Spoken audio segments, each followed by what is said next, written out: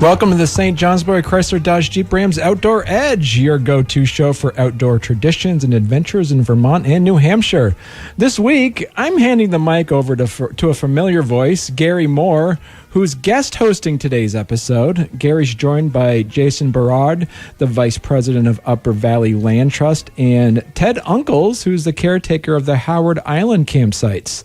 They'll be talking all things camping, from local destinations to backcountry tips and how to enjoy the great outdoors responsibly.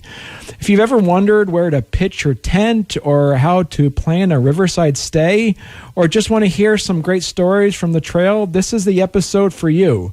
And don't forget, we also got Outdoor Edge Weekend Forecast a bit with Mark Breen from the Fairbanks Museum. So without further ado, I am going to hand the proverbial mic over to Gary Moore. Good evening. Yes, it is going to be about camping, but more specifically about remote campsites along the Connecticut River as part of the Connecticut River Paddlers Trail. Since 1992, the Upper Valley Land Trust has managed a series of primitive campsites along the river. Many of these campsites are maintained by local volunteers who donate their time to keep them cleaned up and ready for use. Before I get into that, I'd like to introduce my two guests today. With me is Jason Berard. He is Vice President for Stewardship, I believe, of Upper Valley Land Trust. He's been involved in these campsites since the beginning. Some of you may know Jason besides being at the Upper Valley Land Trust. He's a St. Johnsbury native, graduated of St. Johnsbury Academy, now lives in Thetford. Yep, class of 89. Yeah. Also Ted Unkles, who is retired from the Department of Environmental Conservation for the state of Vermont. Lives in Bradford, also a longtime select board member or chair of the select board, now enjoying a respite from that, but has volunteered to take care of two campsites on the river. We'll be talking about that more. So with that, Jason, would you tell us a little bit more about the history? Sure. So the campsite program dates back to UVLT's early days. I think the first campsite was established in 1992. And Bill Bridge was in charge of that program at the time. We were hoping he could be here this week, but can't, as he's attending his granddaughter's graduation down in Pennsylvania. Now, Bill's down in Thetford, right? Lives in Thetford? Yep, he lives in Thetford, and he still maintains the Hartdale campsite, which is our northernmost campsite. Yeah, that's not very far from here. Yeah. Just down the road. Yep. The Carson farm. That's right. So let's see. We, at the beginning of the campsite program, Bill started setting up campsites on a bunch of the conserved land that we were working on over the years. And, ultimately we decided that our involvement in these paddlers trails should be contained to our service area. So our northernmost campsite is Harkdale, and that's a couple towns south of our northern border of our service area. And then our southernmost campsite is Hubbard Island down in Claremont. And that's... Did I get my directions I'd like to correct one thing.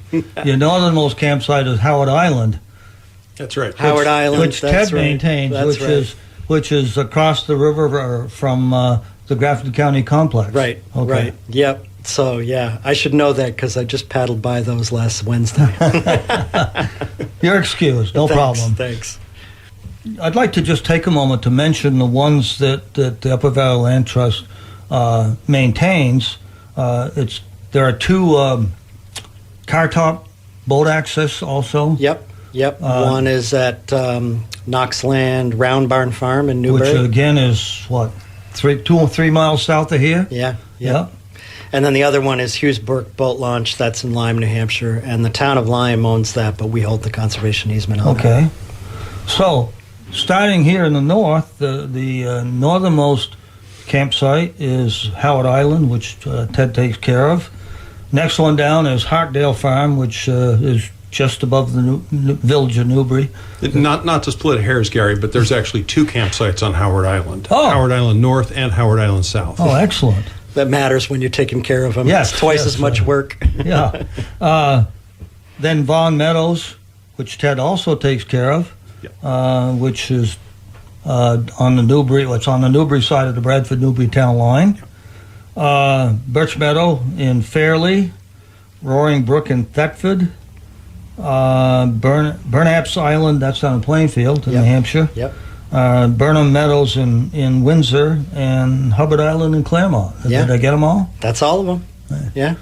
What that means to those of us who canoe the river is that we can have a campsite very close to the next one, so that as we're paddling, depending on when we want to stay the night, there are places. So I guess I'd like to turn to you, Ted. You maintain two of them, Howard Island and Vaughan Meadow. Right. Would you tell us what these campsites are like?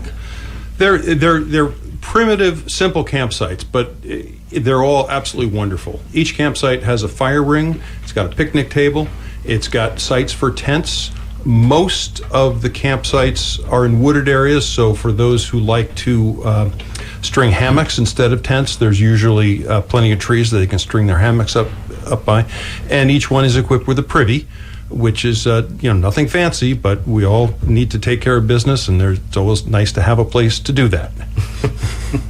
So you mentioned earlier that there are two sites on Howard Island? That's correct. There's the Howard Island North site and the Howard Island South site, and even though they're both on the same island, they're very, very different. Howard Island North is up on I won't say a high bluff, but it's probably 20 vertical feet above the river, and it's right next to a hayfield that is actually managed by the Grafton County Farm. So it's an open, sunny spot, lovely place to be in chilly weather when you want that sunshine. The Howard Island South site is deep in the woods. It's very shady. There are times when I will go and it's sweltering hot at Howard Island North, and it's lovely and cool at Howard Island South, and there's other times I'll go, like in October, when it's a little chilly at Howard Island South, but it's very sunny and warm on Howard Island North.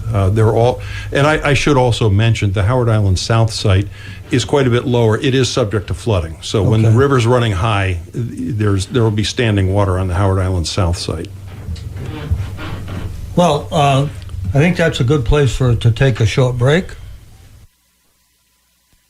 It's a St. Johnsbury Chrysler Dodge Jeep Rams Outdoor Edge on YKR Country. Your website isn't working for you. Hi, this is Jay Davis, co-founder of Northeast Kingdom Online. I'm sure you've seen us online already. We've created hundreds of websites for companies just like yours. If you're ready to stand out on the internet, it's time to join forces with Northeast Kingdom Online, Northern New England's premier website design company. From security to mobile responsiveness, we handle it all. Let's make your website as unique as your business. Visit us at northeastkingdomonline.com and let's get started. Achieve more with northeastkingdomonline.com. This spring, you can help our native brook trout thrive with a Vermont habitat stamp. Brook trout love forest streams with lots of fallen trees in the water. This underwater habitat is great for other kinds of fish and wildlife too. So to help boost stream habitat for brook trout, the Vermont Fish and Wildlife Department strategically adds wood along small streams deep in forests around Vermont. Buy a Vermont habitat stamp today to help restore healthy habitat and support the trout. Learn more at vtfishandwildlife.com.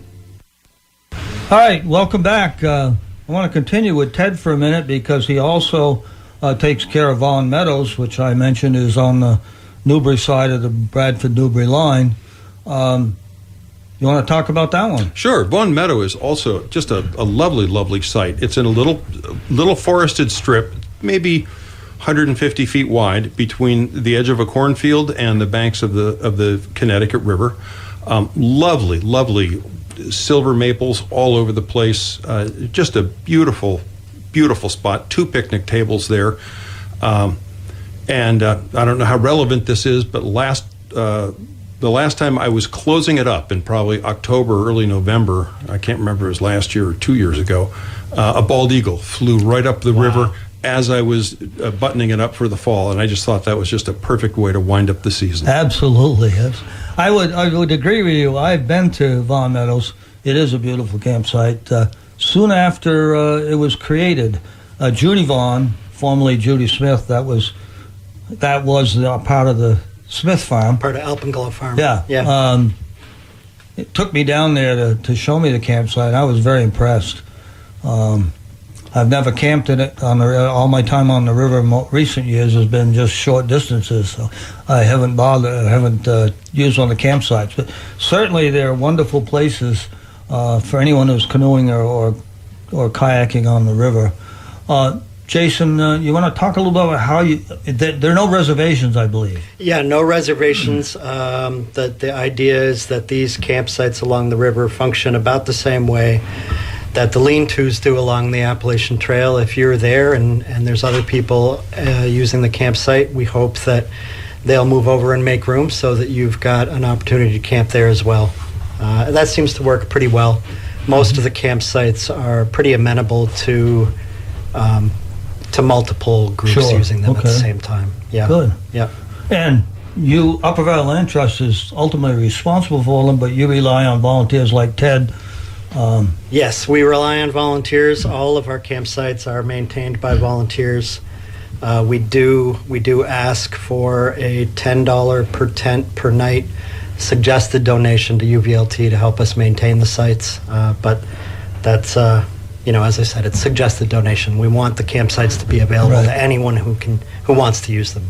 And not only do they rely on volunteers to take care of them, but they're all on private land. Well, maybe Howard Island is public. Is that owned by the county farm? It is part of the county farm, correct. But Grafton County also, they rely on the good graces of the landowners, I guess, to keep them there. Yeah. They are all on private land except for Howard Island and Burnapps Island. Burnapps Island is owned by the town of Plainfield. Okay. But again, they're all... this is a cooperative venture between the landowners and UVLT. Mm-hmm. Yeah. So for those of you out there who are canoeing or kayaking the river, feel free to use those, but just remember that the continued use of those is dependent upon people like you taking care of them and not abusing the private landowner. Ted, my understanding is you, at your Von Meadows site, you replaced Claude Pitts, who'd done it for years. Is that right? Yes, Claude was the caretaker for, I don't know how many years, but I know he took care of that site for many, many, many years. And when he decided to step down, I was thrilled to have the opportunity to take it over. Claude and I met. He showed me around the campsite, showed me what he did, and I can't think of a better person to train me. Not that it's terribly complicated, but it's always nice to know all the subtleties. Right. And really what's involved is in the springtime, picking up all the branches that fell over the wintertime, cleaning up any flood debris, things like that. Stopping by a few times during the paddling season just to make sure everything's in good order, and then wrapping it up in the fall. And Claude did such a wonderful job of showing me the ins and outs of doing all that, so I'm forever grateful for his assistance. By the way, listeners, if you happen to run into Claude, tell him thank you. I'd like to go back to you, Jason. Would you tell us a little about Bill Bridge? He's the one that sort of got the ball rolling? Yeah, Bill worked at UVLT during the early years, and this was a passion project of his. And a lot of the farmland conservation projects that we work on, at least in those days, there was made the project more attractive to our funding partner, which in this case for farmland in Vermont is Vermont Housing and Conservation Board. Mm-hmm. If there was some form of public access that could be a part of the project. And so on those bottomland farms along the river, having a public trail or something like that, it's just not really compatible with running a conventional dairy farm. But the floodplain along the river, those silver maple, ostrich fern floodplain forests, they're a perfect place to set up a campsite, and Bill was really instrumental in getting that going. Yeah, it's really a great asset. And the Connecticut River Paddlers Trail has campsites all the way down to, from Pittsburgh to Long Island Sound. Yep. Managed by other groups and organizations. I spent many years as a member of the Connecticut River Joint Commissions representing Vermont on that. Chaired it, I don't know, longer than I should have probably. But there are a lot. The Connecticut River is just such a wonderful river now. What once was an open sewer when I was a kid, when all the industry and all the towns just straight piped into the river, is now clean, swimmable. You know, you can eat the fish in it. It's just a nice place to be in a canoe or a kayak. Yeah. And the Paddler's Trail is a great asset. With that, I'll take a break, and I want to talk more about the Upper Valley Land Trust with Jason. It's the St. Johnsbury Chrysler Dodge Jeep Rams Outdoor Edge on YKR Country. At R&L Archery, we know it's not just about the thrill of the hunt or the size of the fish. It's about the moments that matter most, the traditions passed down from one generation to the next, and the stories told by the fire long after the sun is set. It's about the journey, the memories, and the time spent together with friends and family, because these are the moments that truly last a lifetime.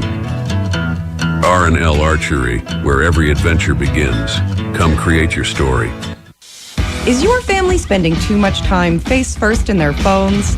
Get the family off the internet and using their legs again with Archery Tag at Running Water Recreation in Bradford. Bring your inner warrior and show your kids or grandkids that your skill beats their good knees. If that's not your speed, try out pickleball.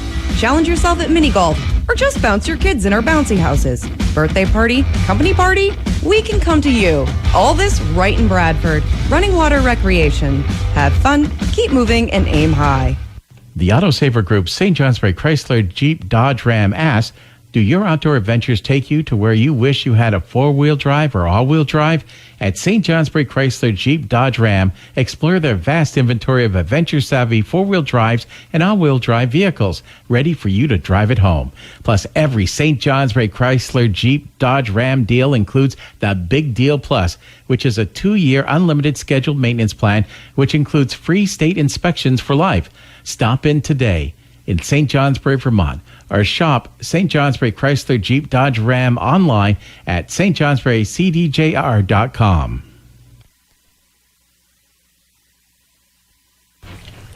All right, welcome back. Jason, you want to tell us about some of the organizations and groups and so forth who maintain the Connecticut River Paddlers Trail? Yeah, I'd love to. Other than Upper Valley Land Trust. Sure. So the Connecticut River from source to sea is about 400 miles long, and UVLT's service area within that is about 100 river miles, or a quarter of the length of the river. In order for there to be the ability to paddle from the Upper Connecticut Lakes all the way down to Long Island Sound, there need to be other partner organizations that are going to manage those campsites, develop those campsites, work with landowners to identify where campsites can be. And that involves other groups like Connecticut River Conservancy, Vermont Rivers Conservancy, Appalachian Mountain Club, Vermont Forest Parks and Rec, and then the local conservation commissions in each town, and even the Northern Forest Canoe Trail. So it takes all of us collaboratively to make this thing work. Mm-hmm. It's a pretty great organization to be a part of. Yeah. A wonderful resource for all of us, though. Yeah. I mean, to think that you could paddle that entire distance and you'd be assured that there'd be a campsite about every night for you to stay at. Right. Pretty fantastic. Well, it's like hiking the AT or the Long Trail, knowing that when night comes, you're going to have a place to sleep. Yep. And that helps planning. You remember several years ago when Howard Dean was governor, he did the whole river in sections with his kids. I didn't remember that. Yeah. In fact, I did 2 or 3 sections with him.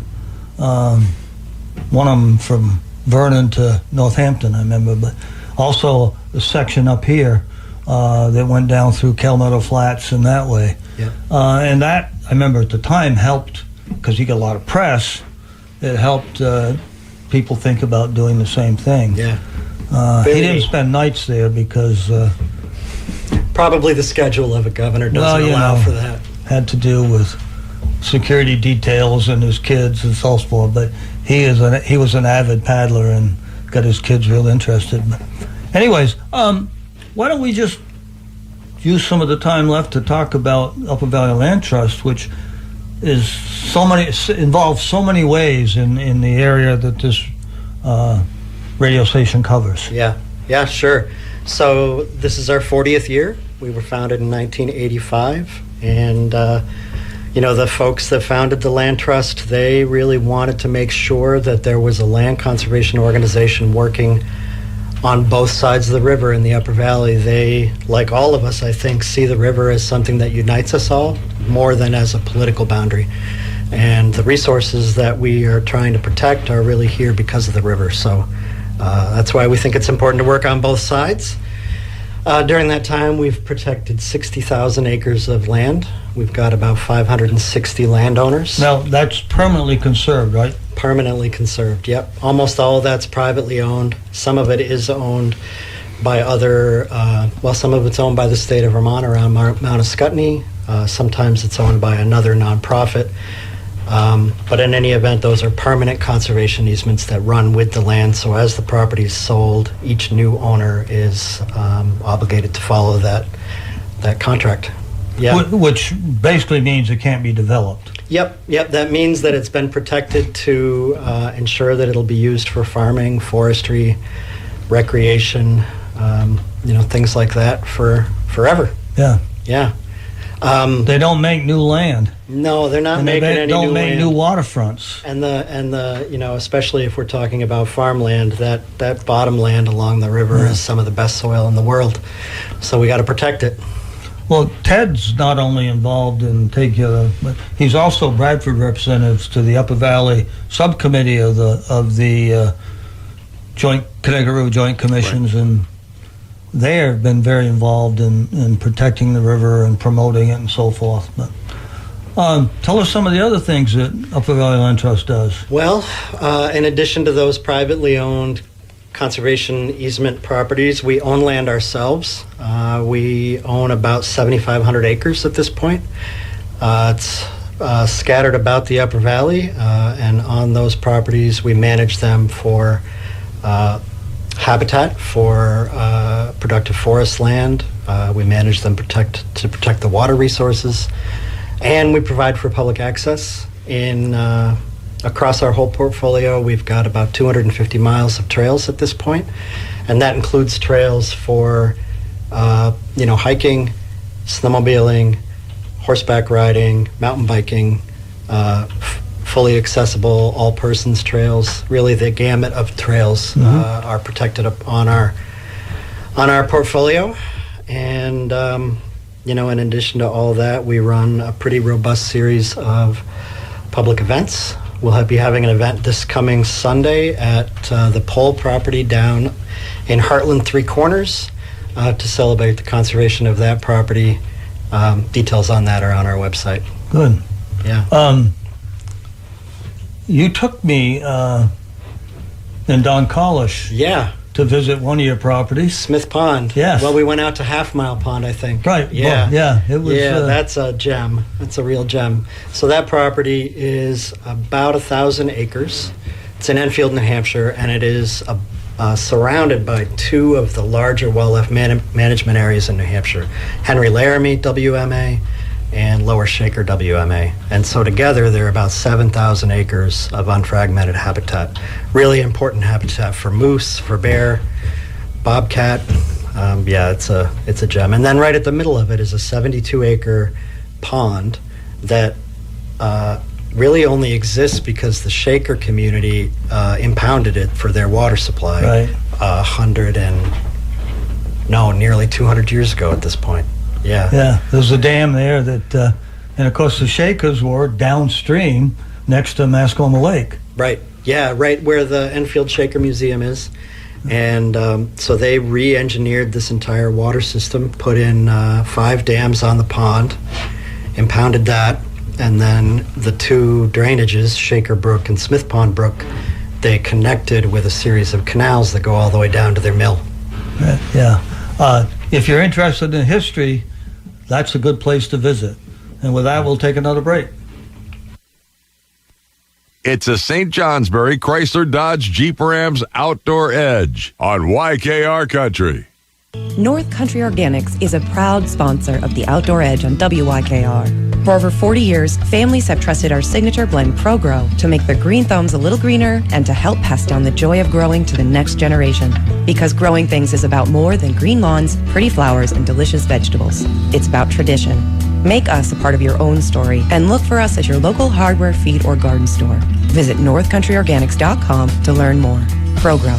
It's in the bright blue bag. Diabetes, high blood pressure, anxiety meds, everyone's on them. If you're a 50-year-old male, maybe a bit porky, and you may even have type 2 diabetes, $1 million of term insurance may only cost you about $200 a month. Call Term Provider. Speak with Big Lou at 800-480-4694. Big Lou will find a term life policy for you even if you have type 2 diabetes, are overweight, or have high blood pressure. Term Provider has helped thousands of people like you who think they can't afford term life insurance. Welcome back. Talking at the break with Ted Unkles, he was mentioning some of the entries that are in the logbooks. Each one of the campsites has a logbook. Would you tell us how some of the people appreciate what's happening? That's right. That's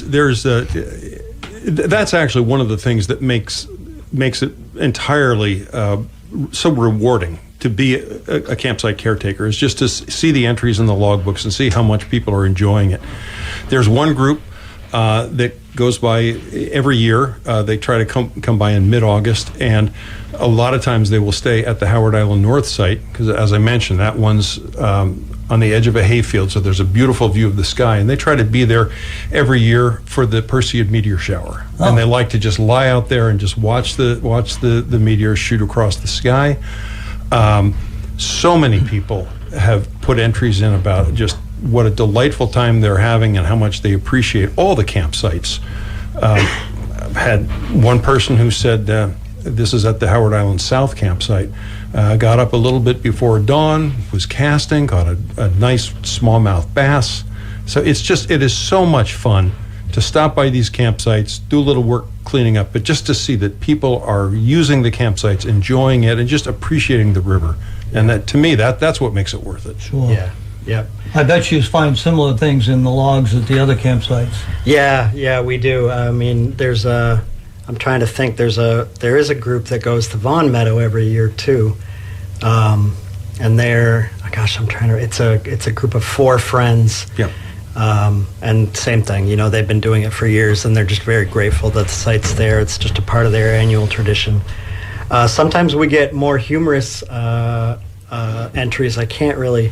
Gosh, I wish I had thought to commit some of those to memory before this. But people. I think people, when presented with a blank page, will they come up with some pretty creative things to say. That's for sure. Yeah, they certainly do. And often some drawings I see, at least on that's right. Some artwork. I guess. Yeah. It's a lot of fun. I think so. Maintaining a campsite otherwise can be somewhat of a lonely venture. So to have those logbooks as a connection between the maintainer and the people that are appreciating it. Absolutely. When I'm trimming weeds, I certainly enjoy doing that, but it's probably not my favorite activity. But just knowing how much people appreciate being there and just having the site well prepared makes it entirely worthwhile. Yeah. Well, you and Dottie canoed up on the Allagash, and similar situation. We did. As one who's canoeing, you appreciate what volunteers do to help make your experience much more enjoyable. And certainly, after a long, tiring day of paddling on the Allagash, we were very happy to get to some very nice campsites. Absolutely, that and the time spent around the campfire, chit-chatting with your friends and colleagues, is every bit as important as the time spent paddling on the river. Sure. So it's. Well, I think before we go on to more about Upper Valley Land Trust, Jason, seems how we've really been talking a lot about canoe sites. Yeah. Would you tell the listeners how they could support the continuation of these sites? Yeah, absolutely. So, any volunteering is always welcome. Certainly, if anyone would like to make a contribution to UVLT, we're a tax-deductible contribution. 70% of our annual operating budget comes from individual gifts from families in the Upper Valley. That's probably the biggest thing people could do to contribute to our programs like the Paddler's Trail. Now, you mentioned about 100 miles of the river was what's your purview? Yep. Yeah. Yep. You go in on both sides for the conservation easements and so forth. So it's, yeah. Yeah, 45 towns, about half on each side of the river. The northernmost two towns are, let's see, Reigate Corner in Vermont and Bath, New Hampshire. And then going south down the river, the southern end of our service area is Springfield, Vermont, and Charlestown, New Hampshire. In Charlestown. And we go east all the way to Cardigan Mountain and west to Randolph. Oh. Yeah. Yep. It's a lot of real estate. Right. It's not just the Connecticut River, which we've been focusing on. Yeah. Yeah, but it is really, it's the Connecticut River Valley, right, for sure. And, you know, if you ever get a chance to see the valley from up high in an airplane, you know, it really is this valley right at the middle with these sort of undulating hills headed up towards the greens and the whites on each side. So, yeah, it's all connected. Yep. Why don't you talk to us more about some of the things Upper Valley Land Trust does? Sure. So, like I said, we've got 250 miles of trails, and we rely on volunteers to help us maintain those for sure. We've got 2 food pantry gardens that we maintain, and on those, that's about an acre of garden. And for those of you that garden, you know that's a pretty big garden. Yeah. So both of those gardens, which are located at different properties that we own in our service area, all the food goes to help feed folks experiencing food insecurity. The northernmost garden, that is at Brookmead in Norwich, and that goes to Willing Hands. Mm-hmm. And then the southernmost garden is at our Up on the Hill property in Charlestown, and that goes to the Charlestown Food Pantry and the Claremont Soup Kitchen. Great. So we're always happy. You know, the more volunteer help we can get in those gardens, the more help we can provide to our neighbors in need. And then in addition to that, we have a firewood assistance program that we run out of our Up on the Hill property, again down in Charlestown. So far, out of that program, we've delivered about 15 cords of firewood. From there, we've also donated wood to the Norwich Woodshed, and I think we've delivered another 15 cords there. So all total about 30 cords. Okay. And same thing, you know, we're bucking, splitting, stacking, and delivering that wood. This is all volunteers. With volunteers. Yeah. Yeah. You know, we're a staff of 12, so yeah, we need all the help we can get. I think most people, when they think of Upper Valley Land Trust, they think of land conservation. Yeah. But not a lot of people know about the gardens supplying food or the wood. Yeah. You mentioned you have a staff of 12. Tell us a little about the different jobs. Sure. So let's see. You know, we've got an administrative staff of 3. That's our president, Jeannie McIntyre, and vice president of operations, and our office manager, Lori Hood. And then we've got 4 folks involved with the land conservation side of things. So they're managing projects, creating new conservation easement projects with landowners. We've actually done some recent ones right around here. CR Farm, owned by Gordon Huntington in Newbury, and by Calmetto Flat. By Calmetto Flat, and Rocky Hill Farm, which is owned by the Lewises, and that's in Haverhill, right down near Bedell Bridge. Yep. And then Putnam Farms down in Charlestown, too. That's a 53-acre property down there. Great. Yeah. Yep. You know, if I could editorialize a minute, it's important to protect some of these properties from development. You know, people paying taxes, and, you know, sometimes they really can't afford to keep, especially if it's a little bit marginal, like fens and swamps and so forth, and other critical habitat. Yeah. And, you know, those of us who like to recreate outside, and it doesn't have to be paddlers. Yeah. You know, it's bird watchers, it's hunters. Fishermen. Fishermen. You know, it's important to have, you know, they're not making any more land. No. And, you know, I think if I were to distill what it is that the Land Trust is trying to do, you know, really we are the local land conservation organization, and we're trying to work with the communities that we serve to help them achieve their conservation goals. Right. And that includes land that's important for humans and for wildlife. Good. It's time to wrap this up. I would just like to point out to listeners, if you go to the Upper Valley Land Trust website. You can find it constantly updating things to do, places to visit, the trails. They do a lot of activities, many of them guided, and also if you're interested in volunteering, whether it's helping out in one of the gardens or any other thing, give them a call. And so I'd like to thank Jason Berard, Vice President of Upper Valley Land Trust, Ted Unkles, caretaker of 2 of the remote campsites, for coming today and sharing your thoughts about this wonderful valley we live in. Thanks, Gary. Thank you very much, Gary. It's the St. Johnsbury Chrysler Dodge Jeep Rams Outdoor Edge on YKR Country. At R&L Archery, we know it's not just about the thrill of the hunt or the size of the fish. It's about the moments that matter most, the traditions passed down from one generation to the next, and the stories told by the fire long after the sun is set. It's about the journey, the memories, and the time spent together with friends and family, because these are the moments that truly last a lifetime. R&L Archery, where every adventure begins. Come create your story.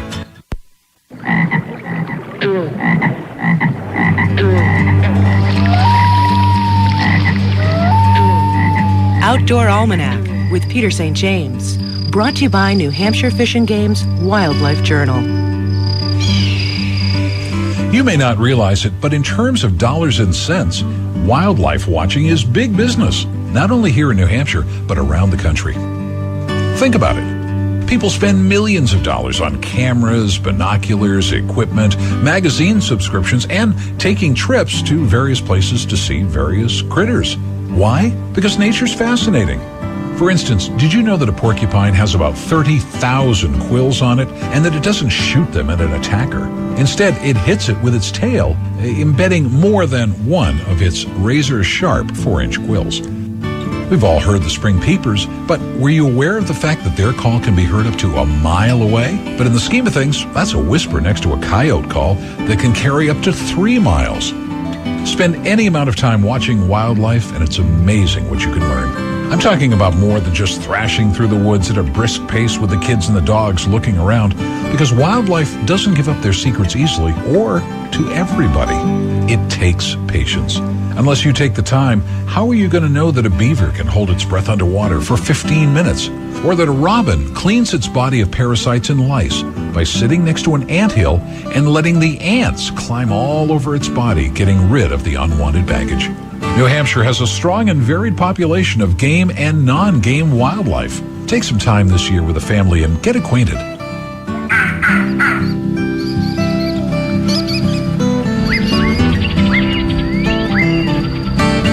Outdoor Almanac is brought to you by New Hampshire Fish and Game's Wildlife Journal, the magazine for people with outside interests.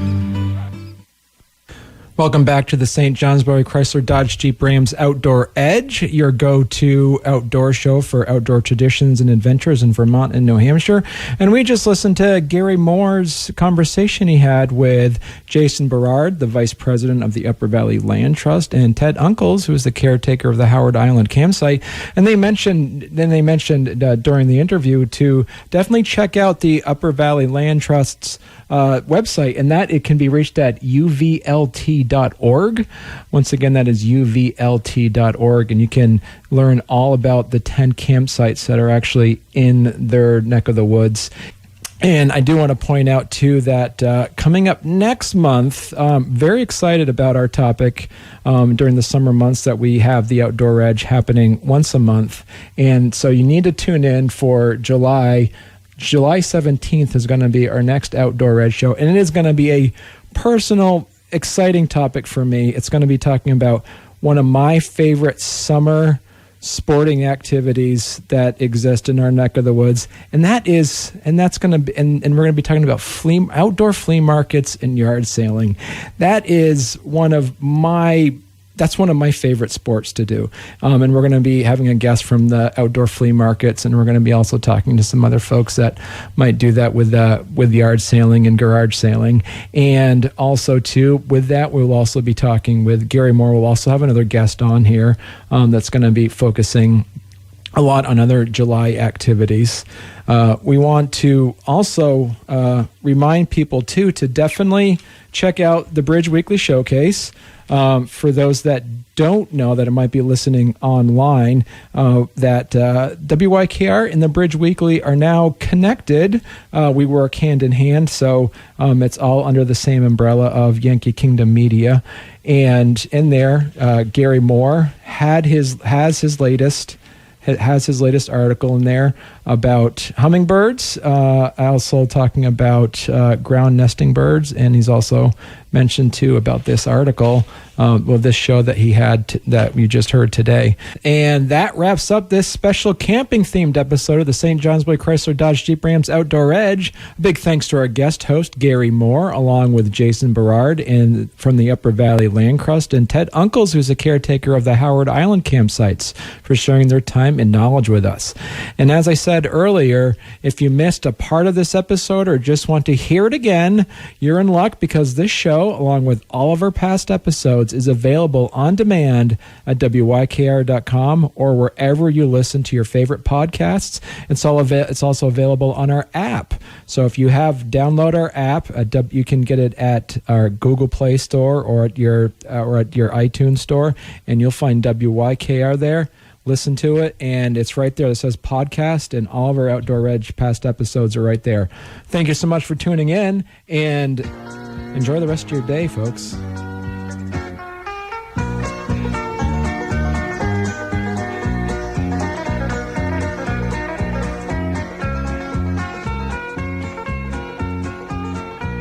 WTWN Wells River, W286DE Wells River. Serving Northeast Vermont and Northwest New Hampshire since 1976. WYKR, Haverhill. It's 7 o'clock.